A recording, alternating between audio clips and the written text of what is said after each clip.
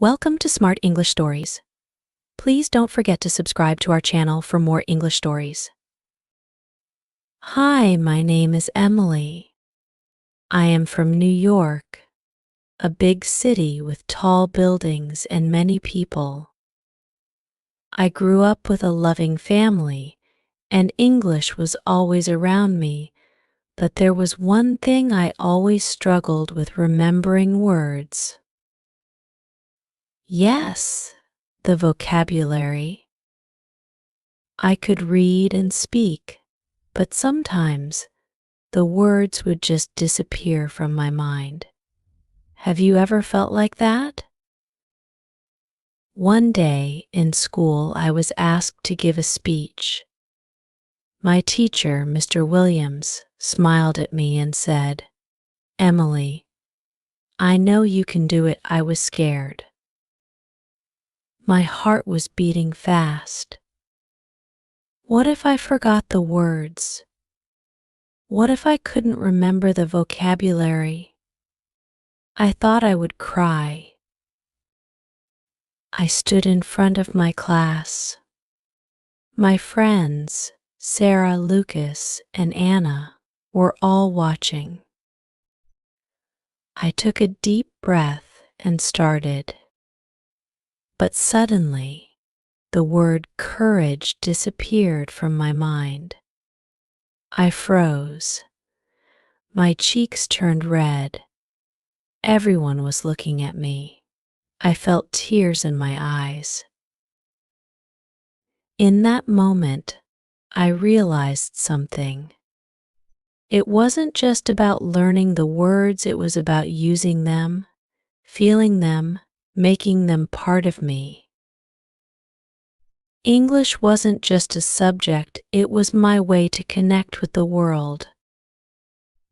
I had to understand that every word had meaning, a story behind it. Tip 1: build a relationship with words. The first thing I did was start keeping a journal. Every day, I wrote down 5 new words, not just any words that made me feel something. Hope, dream, fear, love. I wrote them in sentences. I didn't just memorize them, I imagined them in my life. This helped me build a relationship with each word. Like when you meet a new friend, you have to spend time with them to remember their name. For example, I used to forget the word excited, so I wrote, "I am excited when I go to the park with my dog, Max," and guess what? I never forgot the word again. Tip 2: speak as much as you can. When I was young, I was shy. Speaking English felt scary. What if I said something wrong? But my mom always said, "Emily, just try. It's okay to make mistakes," and she was right. The more I spoke, the more I learned. Every time I forgot a word, I just smiled and kept going. And soon, I started remembering. One day, I was with my friend Sarah at the ice cream shop. I wanted to order, but I forgot the word vanilla. I panicked. But then Sarah laughed and said, "Just say the white one." I laughed too, and that made me feel better. After that, I never forgot vanilla again. Tip 3: connect emotion to learning. One of the best ways to remember words is to connect them with emotions. Think of a time when you were really happy or really sad. Can you remember the words you used? That's because emotions make memories stronger. I remember the word hope because of a very sad moment in my life. My grandma was in the hospital. I loved her so much, and I was afraid I would lose her.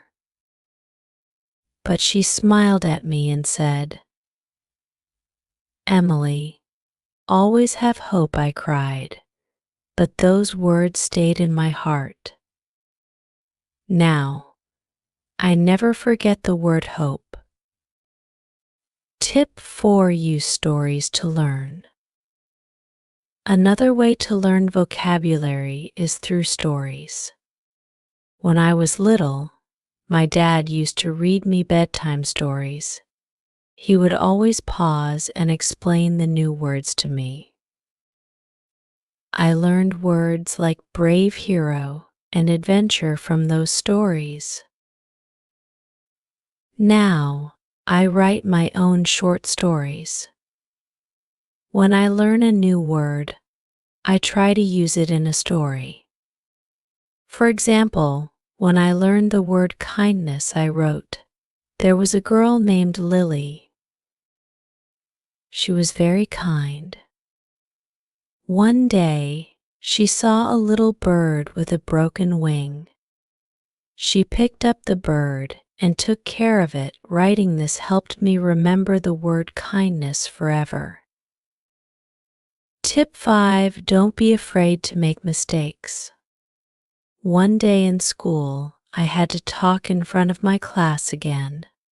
This time, I was more prepared.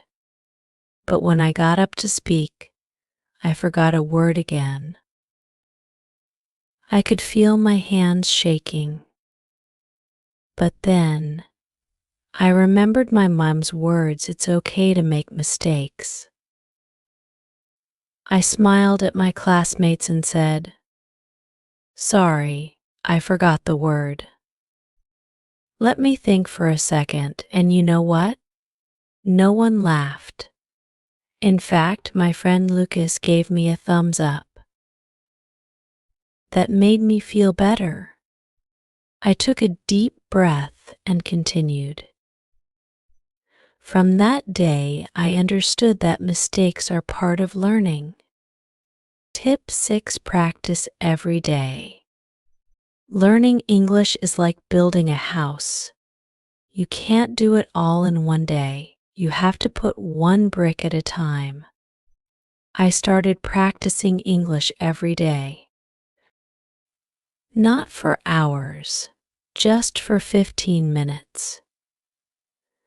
I read books, listened to music, watched TV shows, and even sang songs in English.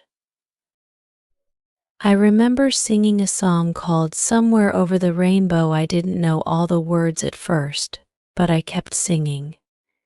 And soon, the words became part of me. This made me love English even more. Tip 7: Surround yourself with English.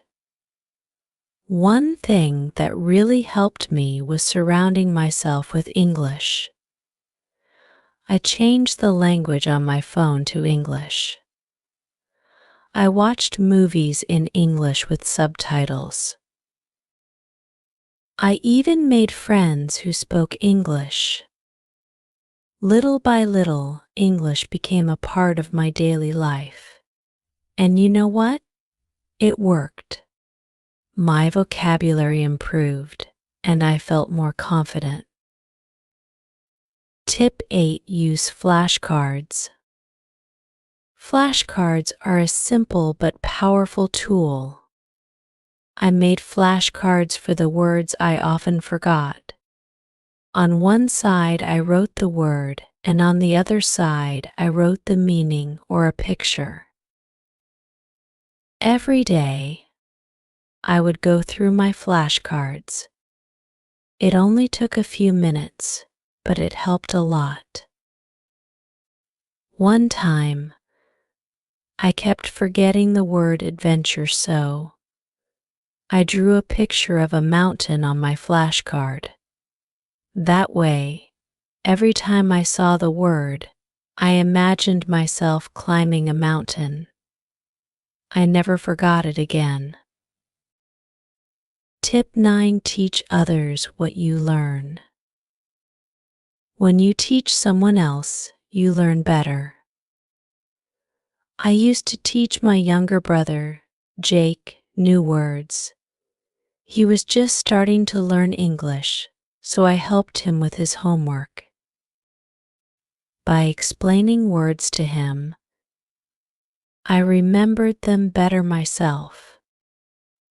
One day, Jake asked me, "What does curious mean?" I thought for a second and said, "It means you want to learn more about something, like when you ask a lot of questions." Jake smiled and said, "Oh." Like me, I laughed, and from that moment, I never forgot the word curious. Tip 10. Celebrate small wins. Learning English is a journey. It's important to celebrate the small wins. Every time I learned a new word, I felt proud. I would reward myself with something small, like a piece of chocolate or a walk in the park. One day, I had to write an essay in school.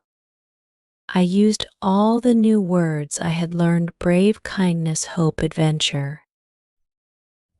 When my teacher returned my paper, she wrote, "Well done, Emily." That made me so happy. I knew my hard work was paying off. There was a time when I was at my lowest. I was failing my English class, and I felt like I couldn't do it anymore. One night, I cried in my room. My dad came in and sat next to me. He didn't say anything at first. Then he whispered, "Emily, English is not just a language, it's a bridge to your dreams." Those words stayed with me. From that day, I decided I wouldn't give up. I would keep learning, keep trying, no matter how hard it was. Tip 11. Stay consistent. Consistency is key. Even when I felt tired or frustrated, I kept going. Some days I didn't feel like studying, but I reminded myself why I started. I wanted to be better, to grow, to connect with more people. Every day, I spent just a little time improving my English. Some days I learned one new word. Other days I reviewed old ones, but I never stopped. Tip 12. Be patient. Learning takes time. I had to learn to be patient with myself.